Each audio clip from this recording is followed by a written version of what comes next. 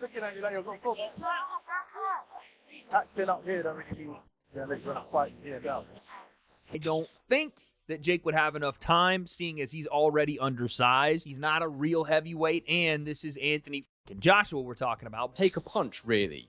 If he takes a big punch from Jake Paul, if he gets hurt in any way by Jake Paul, if he doesn't absolutely ice Jake Paul within a few rounds of this 8-round scheduled bout, well, then it really affects his credibility. Chaos exploded the moment Anthony Joshua stepped toward Jake Paul, turning the press conference into a pressure cooker ready to burst. The air shifted instantly, and every camera snapped toward the confrontation as if history was unfolding in real time. Joshua, fed up with Paul's jabs and constant disrespect, unleashed a raw intensity that silenced the entire room. It wasn't just anger, it was a warning shot, a thunderous reminder that some lines should never be crossed in moments of truth. Experts quickly jumped into the debate, making it clear that the tension at the press conference was only a preview of the chaos this matchup could unleash. Legendary trainer Barry McGuigan delivered one of the strongest takes, cutting through the hype with the perspective of someone who has spent a lifetime around true knockout artists. He warned that many seasoned fighters would feel a real sense of danger stepping in against a power puncher like Jake Paul, no matter what fans think of his background.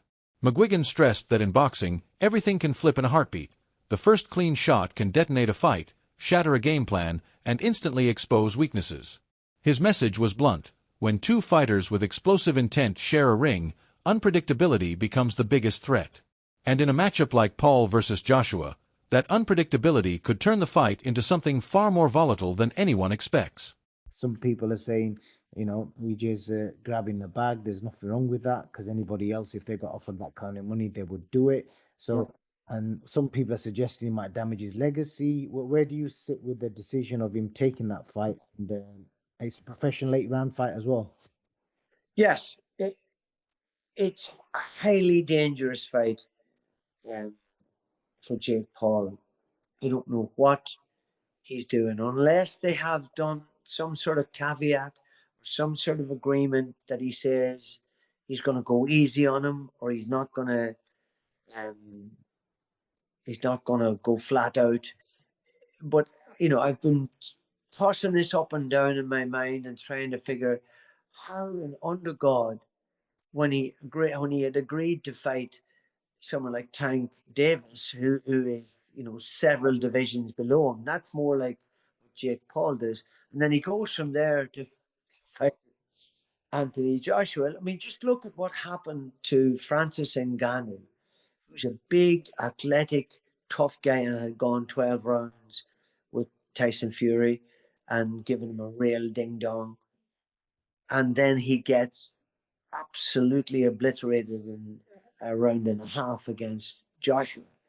That shows you, despite the fact that he's been knocked out since by Daniel Dubois, who could knock out anybody, by the way, in any weight division or in any era of the heavyweight division. He's such a powerful guy; he could knock anybody out if he hits them properly.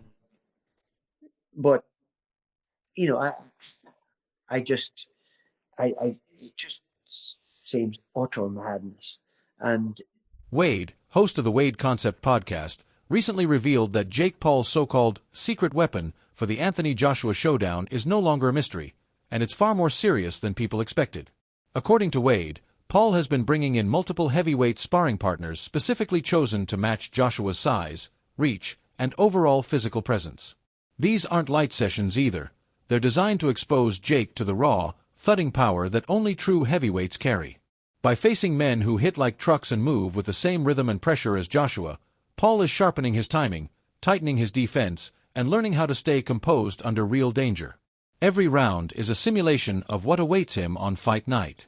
Wade believes this strategy shows Paul's awareness of the challenge ahead, and his determination to prepare for every brutal second inside that ring. The Joshua fight, if you're Jake Paul, who hasn't fought someone in the top, realistically, the top 50. I know Tommy Fury is ranked in the top 50, but anyone that is a top 50 fighter, even in your weight class, let alone a top 10, top 5 heavyweight in Anthony Joshua, who was a 2-time heavyweight champion of the world. Can you get prepared for a guy like that if you brought in, let's just say, a deity, freaking Zeus, Hercules, whoever, to prepare you? Could you do it? I don't think that Jake would have enough time, seeing as he's already undersized. He's not a real heavyweight, and this is Anthony fucking Joshua we're talking about. But I will say there were rumors going around that Jake was not taking this fight as seriously as he needed to. That Jake was dilly-dallying, flying to go see F1 in Miami after his press conference, and then going to see his girl all the way in the Netherlands if she's trying to qualify for, I think, the Olympics or something else. There was this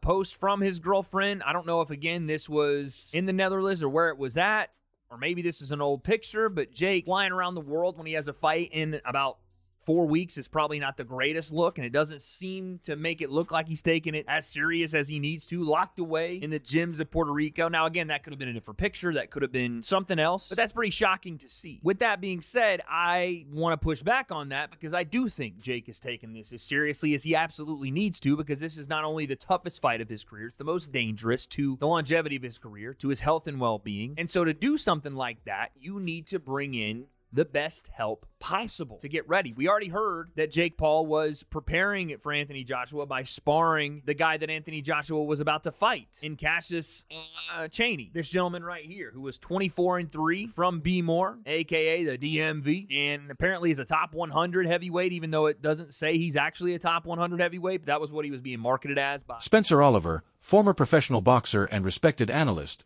views the Anthony Joshua versus Jake Paul matchup through a lens far deeper than simple competition.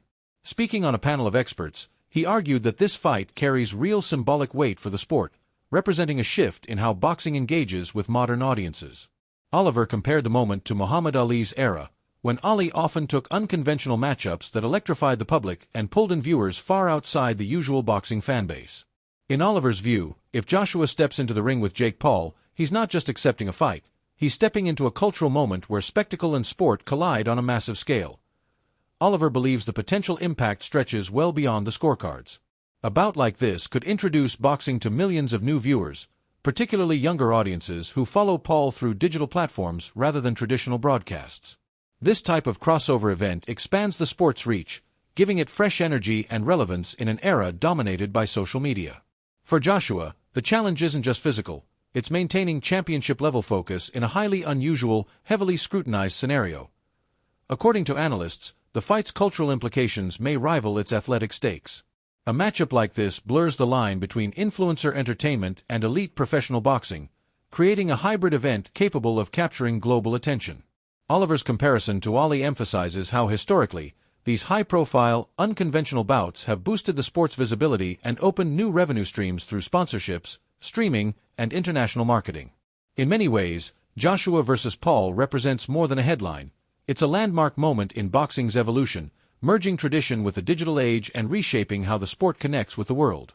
Pops him a few times in the face, forks out 150 million quid. No one will remember the fact he fought Jake Paul. They'll remember the fact he knocked Klitschko out in Wembley in 2017. Totally agree with that. So I'm kind of, whilst I don't like it, and I don't like the way that Jake Paul gravitates to these brilliant athletes and like a moth sucks the life out of them because he gets the benefit of association, because I think they deserve all the association.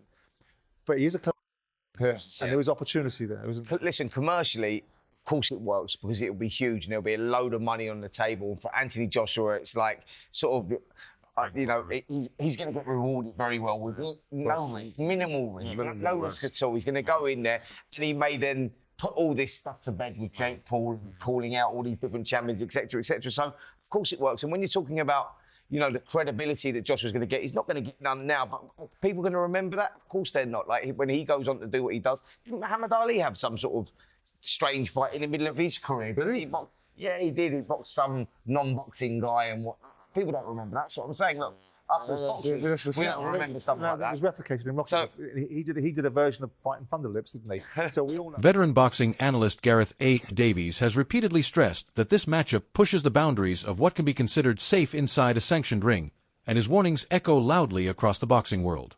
With a massive weight gap, a gulf in championship experience, and the raw punching power Anthony Joshua brings, Davies argues the fight carries real danger, especially if Joshua connects early with a clean, decisive shot.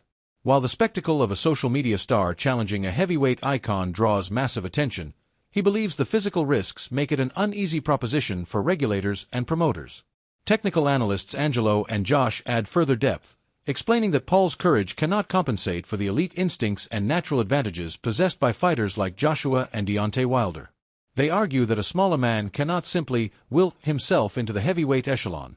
Timing, precision, and destructive power are tools shaped through countless battles, not online hype. Their concern is so severe that some even joked this fight could end disastrously if mishandled. Yet the danger cuts both ways.